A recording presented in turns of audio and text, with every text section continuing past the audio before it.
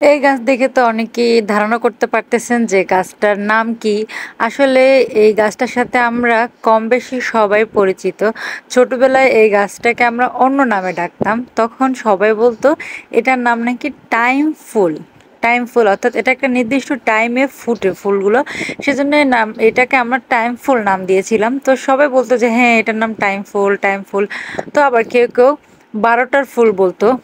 কারণ অনেকে দাবি করে যে এটা নাকি ১২টা বাজে ফুটে। আবার কেউ বলে ১০টার ফুল।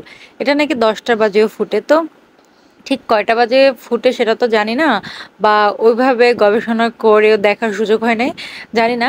তবে এখন বড় যখন হয়েছি, বড় হওয়ার পরে যখন গাছের প্রতি অ্যাট্রাকশন বাড়তেছে, বাগান করতেছি, গাছ নিয়ে ঘাটাঘাটি করতেছি, সবকিছু যখন চিন্তা ভাবনা করতেছি, এগুলো আমি গবেষণা করতেছি, এখন এসে এই গাছের আসল নাম জানলাম। এটার নাম হচ্ছে পর্তুলিকা। এই গাছটাকে পর্তুলিকা বলা হয় আর এই ফুলগুলোকে পর্তুলিকা ফুল বলা হয়। পর্তুলিকা বিভিন্ন কালারের হয়, বিভিন্ন শেপেরও হয় এবং বিভিন্ন জাতেরও হয়ে থাকে। তো এটা হচ্ছে একটা জাত যেটাতে পিঙ্ক কালার ফুল ফোটে আর যেটার সাথে আমরা সবাই পরিচিত। মানে এটা একটা সর্বসাধারণের কাছে পরিচিত ফুল, পিঙ্ক কালার।